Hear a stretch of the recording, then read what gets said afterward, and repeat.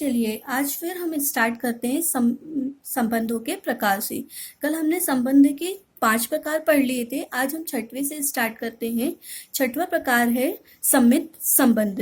सम्मित संबंध की डेफिनेशन क्या होती है? देखिए, किसी समुच्चय ए पर परिभाषित संबंध आर सम्मित संबंध कहलाता है यदि जब कभी a, b belongs to R, this implies b, a belongs to R। और हम इसको इस तरीके से भी लिख सकते हैं, यदि a related b, this implies b related a। That means हम सीधी सी बात ये कह सकते हैं, यदि कोई क्रमित युग्म समुच्चय संबंध समुच्चय में एग्जिस्ट करता है तो उसका इनवर्स भी उस समुच्चय में एग्जिस्ट करना चाहिए। एग्जाम्पल देखिए क्या दिया है। हमने एक सेट लिया, सेट ए। इस सेट में 3 एलिमेंट है, 1 2 3। इस पर हमने एक रिलेशन सेट डिफाइन किया जिसमें 6 ऑर्डर्ड पेयर हमको मिल रहे हैं, 1 2 2 3 3 1 3 2 2 1 और 1 3। अब हमको चेक करना है कि आर सम्मित संबंध है या नहीं। तो इसके लिए देखिए, पहला हमारे पास ऑर्डर पेयर क्या दिया है, 1 2। तो 1 2 हमारे पास आर में बिलोंग कर रहा है। तो क्या इसका उल्टा 2 1 भी आर में है? हाँ, ये देखिए 2 1 भी आर में है। नेक्स्ट हमने ऑर्डर पेयर देखा 2 3। तो 2 3 का उल्टा भी हमारे पास 3 2 आर में है। नेक्स्ट हमारे पास ऑर्डर पेयर है 3 1। 3 1 आर में है तो 1 3 भी आर में है। अब इस प्रकार सारे एलिमेंट्स की इनवर्स भी हमारे पास उस संबंध समुच्चय में एग्जिस्ट कर रही है, इसलिए हमारे पास आर क्या हो जाएगा, सम्मित संबंध हो जाएगा। ठीक है, इसको एक और एग्जाम्पल से देखते हैं। माना प्राकृत संख्याओं का समुच्चय पर परिभाषित संबंध लेस देन सम्मित नहीं है, क्योंकि देखिए अब हमने प्राकृत संख्याओं का समुच्चय लिया। प्राकृत संख्याएं कहाँ से स्टार्ट होती है, 1 से, 1 2 3 एंड सो ऑन, है ना। इस पर हमने एक संबंध परिभाषित किया जिस क्या है, लेस देन। मतलब लेस देन संबंध परिभाषित किया, इसका मतलब क्या हुआ कि इसके जो क्रमित योग होंगे उनमें पहला वाला दूसरे वाले से छोटा होना चाहिए। जैसे कि हमने इसमें ये एलिमेंट लिया है, समुच्चय लिया ए। इसमें 3 एलिमेंट हैं, 1 2 और 3। इस पर हमने एक रिलेशन सेट डिफाइन किया, लेस देन। इसमें देखिए 1 2 पहला ऑर्डर पेयर है तो 1 छोटा है 2 से, ठीक है। 2 छोटा है 3 से, ठीक है। 1 छोटा है 3 से, ठीक है। अब हमको इसको चेक करना है कि ये सम्मित संबंध है या नहीं, है ना। तो सम्मित संबंध के लिए कंडीशन क्या होती है, जैसे 1 2 अगर इसमें बिलोंग कर रहा है तो 2 1 भी इसमें बिलोंग करना चाहिए इस सेट में। तो देखिए 1 2 तो हमारे पास आर में बिलोंग कर रहा है, मगर क्या 2 1 आर में बिलोंग कर रहा है? नहीं कर रहा है ना। तो इसका मतलब क्या हुआ, हमारे पास आर जो है वो सम्मित संबंध नहीं। इसको हम ऐसे भी देख सकते, देखिए 1 लेस देन 2 होता है, मगर क्या 2 लेस देन 1 होता है? नहीं, ऐसा कभी पॉसिबल ही नहीं है ना। तो हमारे पास आर में जितनी भी क्रमित युग्म है उनके लिए क्या उनका उल्टा भी आर में बिलोंग कर रहा है? नहीं कर रहा है। तो इस स्थिति में हमारे पास आर सम्मित संबंध नहीं होगा। नेक्स्ट हमको जो टाइप पढ़ना है वो है संक्रामक संबंध। संक्रामक संबंध की डेफिनेशन देखिए क्या दी है, किसी समुच्चय ए में एक संबंध आर संक्रामक संबंध कहलाता है यदि, है ना, ए रिलेटेड बी और बी रिलेटेड सी, तब ए रिलेटेड सी होना चाहिए। मतलब इसको एक तरीके से और देखिए, फिर एग्जाम्पल से हम बताएंगे। ए भी बिलोंग कर रहा है आर में, कोई क्रमित युग में है वो बिलोंग कर रहा है आर में, दूसरा क्रमित युग में भी बिलोंग कर रहा है आर में। देखिए इसमें एक चीज कॉमन है, बी कॉमन है ना। तो ए भी बिलोंग कर रहा है आर में, बी सी बिलोंग कर रहा है आर में, तो हमारे पास ए सी से जो क्रमित युग में बन रहा है ए सी, वो भी आर में बिलोंग करना चाहिए। जहां पर ए बी और सी किसके एलिमेंट है, सेट ए के एलिमेंट है ना। तो देखिए इसको एग्जाम्पल से समझते हैं। हमने एक सेट लिया ए, इसमें 3 एलिमेंट है, 1 2 और 3। इस पर हमने एक रिलेशन डिफाइन किया आर, जिसके क्रमित योग में 4 क्रमित योग में इसमें बिलोंग कर रहे हैं, 1 1 1 2 2 3 एंड 1 3। अब हमको चेक करना है ये संक्रामक है या नहीं है ना। तो देखिए 1 2 बिलोंग कर रहे हैं आर में, ठीक है।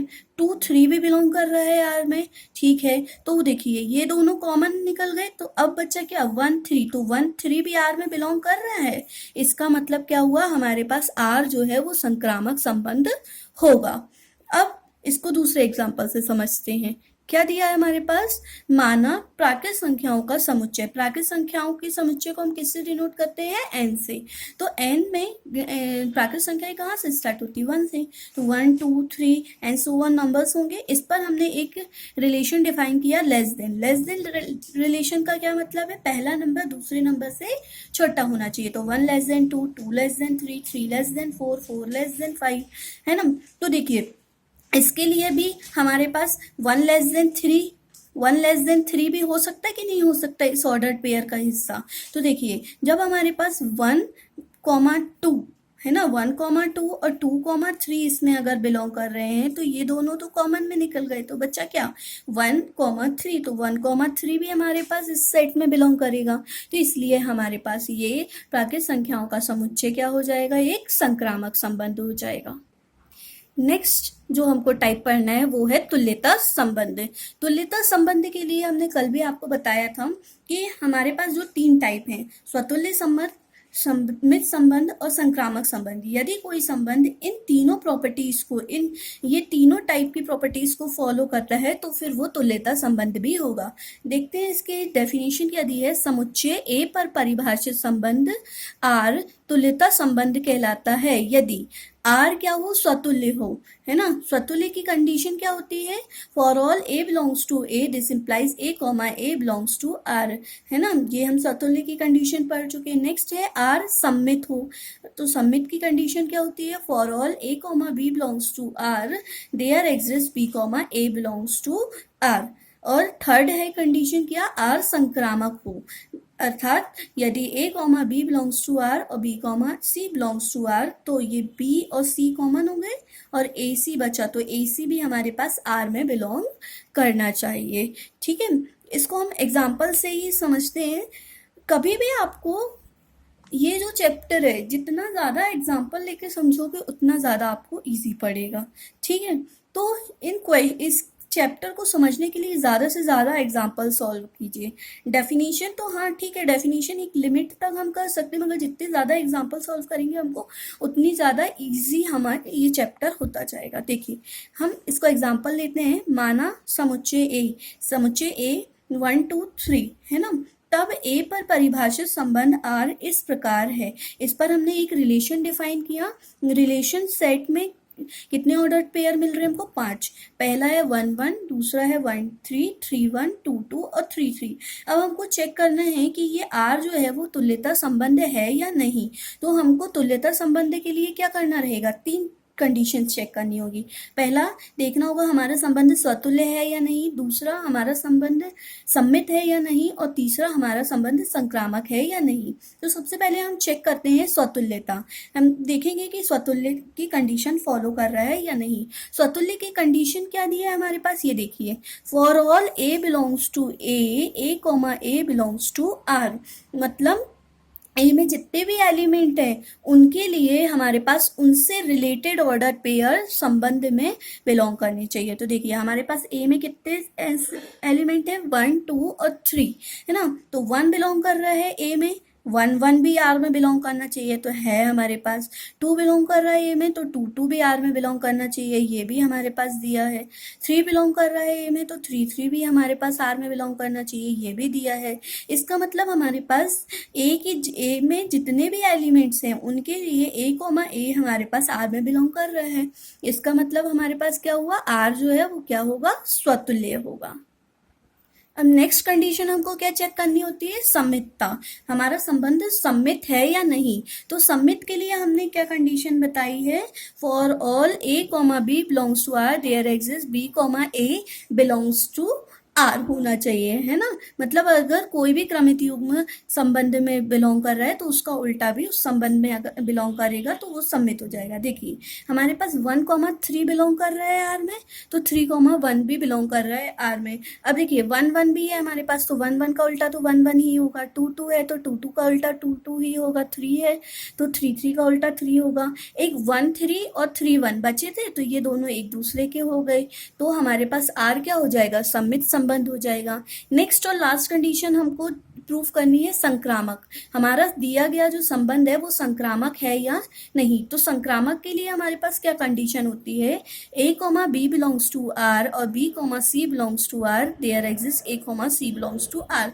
आप देखेंगे कि हमारे पास जितने भी हैं उनके लिए ये कंडीशन फॉलो हो रही है ना। तो हमारे पास r जो होगा वो संक्रामक भी होगा। इस तरीके से हमने प्रूफ कर दिया r स्वतुल्य है, सममित है और संक्रामक है। तो इन तीनों कंडीशंस को मिला के क्या बनता है, तुल्यता संबंध। अगर ये r तीनों कंडीशंस को फॉलो कर रहा है डेट मीन्स हमारा संबंध क्या होगा, तुल्यता संबंध होगा। ठीक है। अब नेक्स्ट और लास्ट टाइप जो हमको पढ़ना है वो है प्रतिसम्मित संबंध।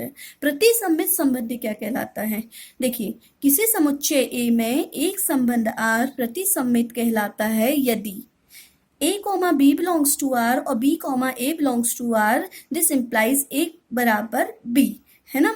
यदि इधर पर सपोज 1 कॉमा 2 बिलोंग कर रहा है आर में एंड 2 कॉमा 1 बिलोंग कर रहा है आर में, तो ये कब पॉसिबल होगा, जब 1 और 2 बराबर होंगे तभी पॉसिबल होगा, है ना। अगर 1 कॉमा 2 बिलोंग कर रहा है आर में और 2 कॉमा 1 बिलोंग कर रहा है आर में, तो इस कंडीशन में हमारे पास 1 इज इक्वल्स टू 2 होगा। ये कहलाता है हमारे पास प्रतिसम्मित संबंध। इसके लिए देखिए क्या दिया है, वास्तविक संख्याओं के समुच्चय आर पर ए संबंध लेस देन इक्वल्स टू कम या कम बराबर प्रतिसम्मित है, क्योंकि a less than equals to b और b less than is equals to a, तब a is equals to b, है ना। वही है, देखिए अगर हमारे पास 1 लेस देन 2 है, 1 लेस देन 2 है और 2 लेस देन 1 है, तो इस कंडीशन में हमारे पास 1 इक्वल क्या होना चाहिए, 2 होना चाहिए। ऐसा होता नहीं है मगर सिर्फ एक एग्जाम्पल के लिए बता रहे हैं कि इस कंडीशन में हमारे पास क्या होगा, 1 is equals to 2। Imaginary number ले लीजिए, x less than is equals to y है, y less than is equals to x है, तो इस कंडीशन में हमारे पास क्या होगा, x is equals to y। यही जब ये कंडीशन फॉलो होगी तो हमारे पास जो संबंध है, दिया गया संबंध है, वो कहलाएगा प्रतिसम्मित संबंध। अब यहाँ पर हमारे संबंधों के प्रकार खत्म होते हैं। नेक्स्ट कल से हम स्टार्ट करेंगे एक्सरसाइज।